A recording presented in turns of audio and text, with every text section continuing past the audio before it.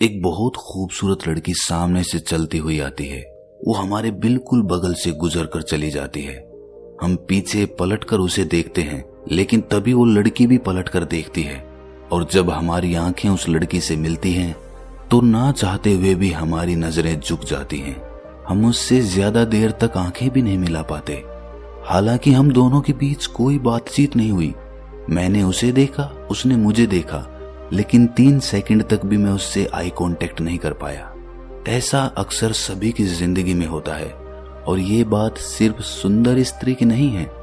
जीवन में बहुत से लोग ऐसे होते हैं जिनसे हम आंखें मिला के, उससे रूबरू होके पूरी तरह से बात ही नहीं कर पाते। कहना कुछ होता है, कह कुछ जाते हैं। उस वक्त ऐसा लगता है कि हमारा अपने ऊपर कोई नियंत्रण ही नहीं है।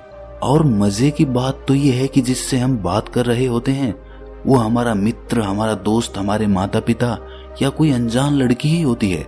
हमारे कोई दुश्मन नहीं होते, लेकिन फिर भी हम उनसे ज्यादा देर तक आंखें नहीं मिला पाते। अगर ये आपने भी अनुभव किया है तो कमेंट्स में जरूर बताना।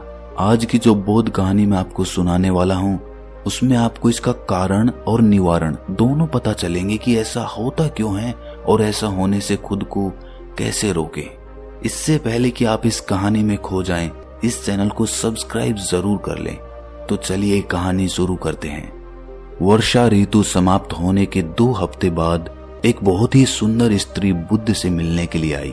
वो 2 सफेद घोड़े वाले एक सफेद रथ पर सवार थी और उसके साथ 16 वर्ष की आयु के आसपास का एक युवक भी था। उसकी वेशभूषा तथा चाल ढाल सर्वथा सुरुचिपूर्ण और गरिमापूर्ण थी। उसने आकर एक युवा भिक्षु से अनुरोध किया कि मुझे बुद्ध की कुटिया तक ले चलिए। जब वे कुटिया में पहुंचे तो बुद्ध चलित ध्यान करके लौटे नहीं थे। उस भिक्षु ने उन लोगों को बुद्ध की कुटिया के आगे रखी 2 कुर्सियों पर बैठा दिया। थोड़ी देर बाद बुद्ध भी वहां पर पहुंच गए। उनके साथ उनके 3 शिष्य भी थे। बुद्ध को देखकर वो स्त्री और वो युवक सम्मान पूर्वक उठे और बुद्ध को सादर नमन किया। बुद्ध उन्हें बैठने का अनुरोध करते हुए खुद तीसरी कुर्सी पर बैठ गए। वो समझ गए थे कि वो स्त्री आम्रपाली और वो युवक राजा बिंबिसार और आम्रपाली का पुत्र जीवक है। वहीं पर बुद्ध का एक शिष्य कालूदई भी खड़ा हुआ था। कालूदई ने अपने जीवन में इतनी सुंदर महिला कभी नहीं देखी थी। उसने अभी 1 महीने पहले ही भिक्षु की प्रवज्जा ली थी और उसे समझ नहीं आ रहा था कि किसी भिक्षु को ऐसी परम सुंदरी की ओर देखना भी चाहिए या नहीं। आखिरकार उसने अपनी आंखें नीची कर ली। बाकी शिष्यों की भी यही स्थिति हुई। कालूदई कभी आम्रपाली को देखते तो कभी बुद्ध को देखते। वो देख रहे थे कि बुद्ध की दृष्टि कितनी सहज और सौम्य है। उनका मुखमंडल चंद्रमा की भांति शांत और सुंदर था। उनकी दृष्टि कृपापूर्ण और स्पष्ट थी। कालूदई को अनुभव हुआ कि बुद्ध की संतुष्टि, सहज और आनंद भावना उनके अपने हृदय में सीधी प्रवेश हो गई थी। दूसरी ओर आम्रपाली भी बुद्ध की आंखों में आंखें डालकर देख रही थी। जिस प्रकार बुद्ध उसे निर्विकार भाव से देख रहे थे, उस दृष्टि से उसे आज तक किसी ने नहीं देखा था। जहां तक उसे याद है, लोग उसे देखकर उलझन में पड़ जाते थे या फिर उनकी आंखों में इच्छा झांक रही होती थी। बुद्ध तो उसे इस प्रकार देख रहे थे जैसे किसी मेघ या सरिता या पुष्प को देखते थे। आम्रपाली को लग रहा था कि वो गहरे में झांककर उसके हृदय के विचारों को भी समझ लेंगे। उसने हाथ जोड़कर अपना और अपने पुत्र का परिचय दिया। मैं आम्रपाली हूँ और ये मेरा पुत्र जीवक है जो चिकित्सक बनने के लिए पढ़ाई कर रहा है। हमने आपके विषय में बहुत सुना है और आपसे मिलना चाहते थे, जो आज संभव हुआ है। ये सुनकर बुद्ध ने आम्रपाली के बेटे जीवक से पूछा कि उसकी पढ़ाई और दैनिक जीवनचर्या कैसी चल रही है। जीवक ने नम्रता के साथ इन प्रश्नों के उत्तर दिए। बुद्ध समझ गए कि ये युवक दयालु प्रकृति का है और बहुत ही प्रतिभाशाली भी है। जीवक के हृदय में बुद्ध के प्रति सम्मान और प्रेम का भाव था। उसने कहा कि जब मैं अपनी चिकित्सा की पढ़ाई पूरी कर लूंगा तो मैं भी वेणुवन में बुद्ध के पास ही रहूंगा। बुद्ध से मिलने से पहले आम्रपाली ये मानकर चल रही थी कि वो बहुत से उन अन्य विख्यात गुरुओं के समान ही होंगे जिनसे वो मिल चुकी थी, लेकिन वो इससे पहले बुद्ध जैसे किसी गुरु से नहीं मिली थी। उनकी दृष्टि निश्चय ही कोमल और करुणापूर्ण थी। उसने सोचा कि ये ही मेरे उन दुखों को समझ सकेंगे जो उसके हृदय में पल रहे हैं। उनकी करुणापूर्ण दृष्टि से ही उसके बहुत से दुख दूर हो गए थे।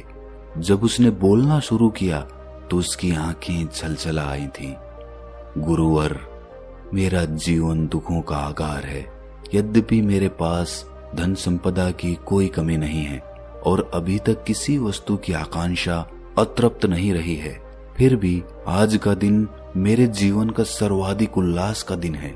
आम्रपाली एक प्रसिद्ध गायिका और नर्तकी थी, लेकिन किसी भी आदमी के कहने भर से अपनी कला का प्रदर्शन नहीं करती थी। यदि किसी के तौर तरीके या व्यवहार उसे अच्छा नहीं लगता था तो वो अपनी कला का प्रदर्शन करने से इनकार कर देती थी, चाहे फिर वो आदमी उसे कितना ही धन देने का प्रस्ताव क्यों ना रखे।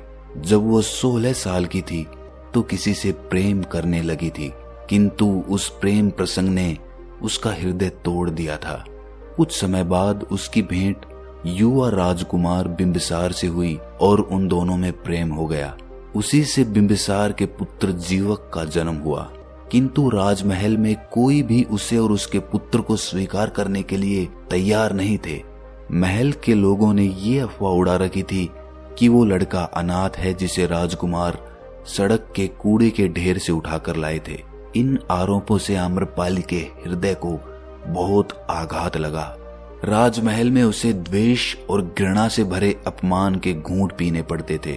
शीघ्र ही उसने समझ लिया कि उसे स्वतंत्र रहना है और अपनी स्वतंत्रता की पूर्ण शक्ति से रक्षा करनी है। उसने राजा बिंबिसार से बिना शादी उस महल में रहना अस्वीकार कर दिया और प्रण किया कि वो अपनी व्यक्तिगत स्वतंत्रता किसी भी कीमत पर नहीं खोएगी। बुद्ध ने सहजता पूर्वक उससे कहा, किसी दूसरी वस्तु के समान सुंदरता भी आती है और चली जाती है। ख्याति और धन संपदा भी इसी प्रकार आनी जानी होती है। ध्यान साधना करने से जो शांति, हर्ष और स्वतंत्रता प्राप्त होती है, उसी से सच्चा आनंद प्राप्त होता है। आम्रपाली, इस जीवन के जो क्षण बचे हैं उनको जियो और उनका पूरा ख्याल रखो। अपने व्यक्तित्व को बुलावे में अथवा निरर्थक आमोद प्रमोद में नष्ट मत करो। ये बात सबसे महत्वपूर्ण है। बुद्ध ने आम्रपाली को बताया कि उसे अपना दैनिक जीवन नई विधि के अनुसार कैसे व्यवस्थित करना है। प्राणायाम करो, ध्यान में बैठो, सचेतनता की भावना से काम करो और पंचशीलों के पालन का अभ्यास करो। इन मूल्यवान शिक्षाओं को पाकर वो बहुत खुश थी। वहां से विदा होने से पहले उसने कहा, वैशाली नगर के बाहर मेरे अधिकार में एक आम्रवन है जो शीतल भी है और शांतिपूर्ण भी है। मैं आशा करती हूँ कि आप और आपके भिक्षु वहां कभी पधारने की कृपा करेंगे। यदि ऐसा हो सका तो ये मेरे और मेरे पुत्र के लिए बहुत ही सम्मान की बात होगी। बुद्ध देव, कृपा मेरे इस निमंत्रण पर विचार कीजिएगा। बुद्ध ने मुस्कुराकर स्वीकृति दे दी। जब आम्रपाली वहां से चली गई तो कालूदई ने बुद्ध के पास बैठने की अनुमति मांगी। बाकी 2 शिष्य भी दूसरी कुर्सियों पर बैठ गए। अन्य अनेक भिक्षु जो बुद्ध की कुटिया के पास से गुजर रहे थे वो भी वहीं पर रुक गए। उसके बाद कालूदई ने बुद्ध से पूछा कि हे तथागत,